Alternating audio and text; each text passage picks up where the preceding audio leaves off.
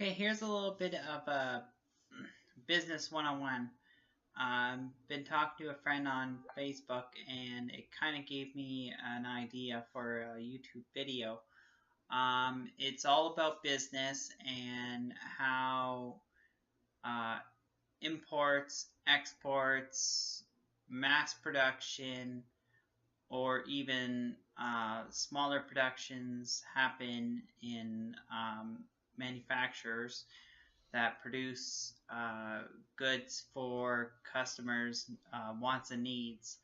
Um, First, to give you a little bit of a little bit of a glossary, um, imports are stuff that is brought into a country. So, say for instance, I live in Canada, and we need stuff that we may not be able to produce here, or we have less of uh, raw materials to make.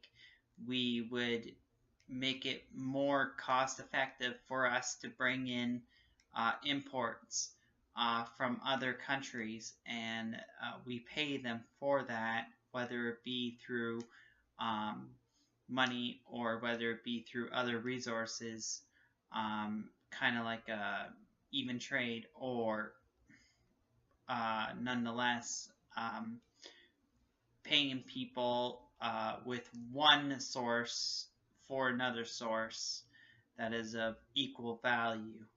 Um, Exports are things that we will hand out to another country. So it's anything that is going out of our country into another country is an export. Um, so there is a quick definition of imports and exports. Now, as it pertains to mass productions and what the labor market is like. Okay, so when you're talking about production, you're talking about labor. When you're talking about labor, you're talking about people who are uh, producing the things that people need or want in life. So how it works with mass production is the fact that there is a high demand for a particular item. So therefore, at a particular point, they decide that we are going to mass produce this so that we can fulfill the demand that customers want.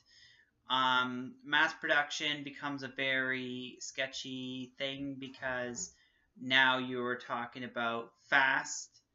How would you say that? It's fast enough uh, labor to create the amount of demand that customers want. This can pretty much have a lot of sketchy things, such as, issues, problems, recalls, anything like that that may happen. It's a very I'm trying to think of the word. It's a very risky thing to do. But you have to have quality control. You have to have people that make sure that things are 100%, that they're not going to have any problems. But the only time that they have mass production going on is for that reason. In a country like ours, in Canada, if we were to do mass production, which we have very little of, but we do have mass production,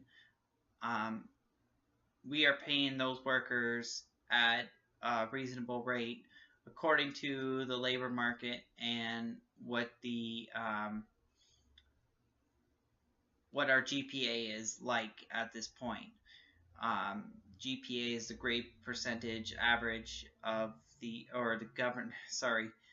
governing percentage.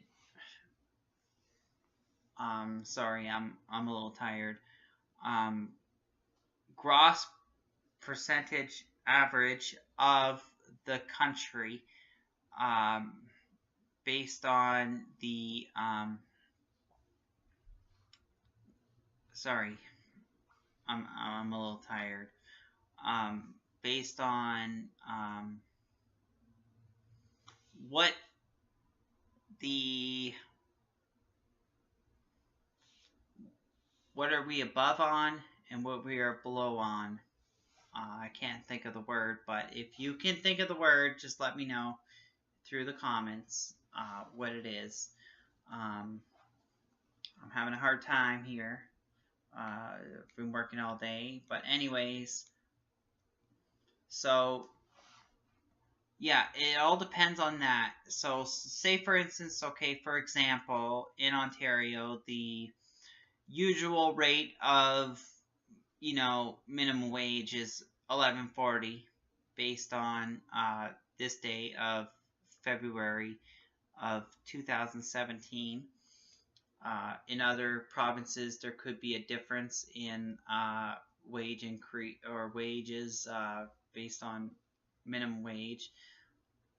Could be even $12, $13, $14 an hour. Who knows?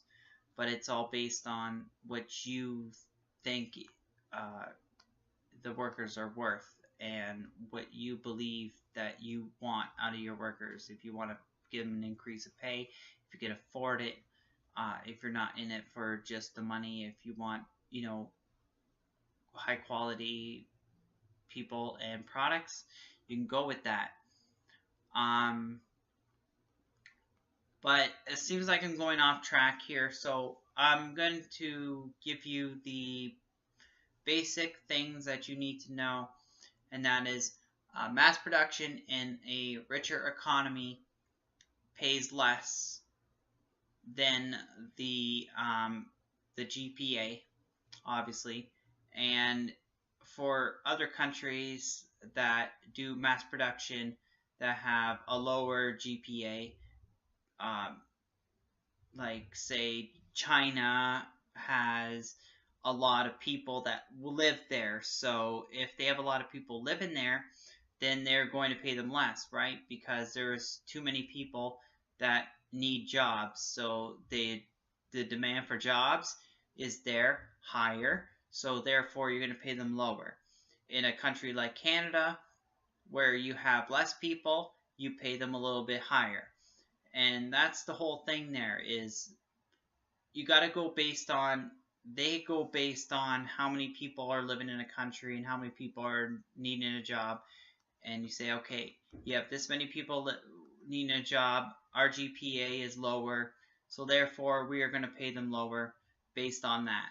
So it really goes based on that, and they mass produce at that particular level, and they really don't have the high skilled training that they do have. So therefore, a lot of stuff gets missed. A lot of stuff gets put aside, and a lot less quality is going on, and it just happens that way. For example, main reason why I'm doing this video is because I was planning on getting into the fashion industry, and I was talking to my friend again from Facebook about how I was going to go about doing this. And the thing is it all depends on what I do with if I were to start my own fashion industry or fashion business. If I were to do it in Canada, it would be a very struggling first 2, 3, maybe 4 years, because of the fact that a lot of money gets put in when you first start a business, and it's very difficult to even break even. You might even be struggling, and you would pretty much go based on how much you love the industry and how much you love your business. If you love it enough, you would get through it and find a way to get through it, sometimes putting yourself in debt so that you can get through it, and hopefully that you'll receive a profit after the first 2 or 3 years, but because of where I'm living in a smaller city, there is a low market, a weak market, and there is also a weak demand for these particular products that I could put at a particular price. If I were to put it at a higher price, there's a good chance that I may not sell as much, but I might be able to break even. I can expect myself to at least break even, but I don't expect myself to make a greater profit. If I were to do mass production here, I would have to increase my labor costs. If I were to increase my labor costs, then there is a good chance that I might either break even, or I might have a deficit, or I might have a net loss for a certain period of time. And anybody who knows bookkeeping or knows accounting, any kind of net loss gets carried on through to the next fiscal year or month, depending on how you do your books. So I really don't want to have that net loss carrying on through, because then I have to find a way to recover from that net loss somehow by, cutting costs, or trying to find some other way to break even at that point. But also the online thing can be a tricky thing, because you gotta really have some capital to back it up when you start an online clothing store or whatever, or if you decide to do online. If you don't have a capital, back it up, an investment into your business from the get-go, it's going to crash and burn, because you have your costs of running the site, you have your manufacturing costs, you have your labor costs, you have your material costs, all that comes into play. And then when you do your books, you'll realize that your expenses become a hell of a lot bigger than your actual revenues that will come into the business, because you don't know what your revenues are. When you first start a business, your revenue is a question mark. You don't know what you're getting. You have no idea. You can set your price at a particular point all you want, but you just don't know what you're going to be making at the end of the month, or end of the first 3 months, or whether you're going to make any money at the end of the year.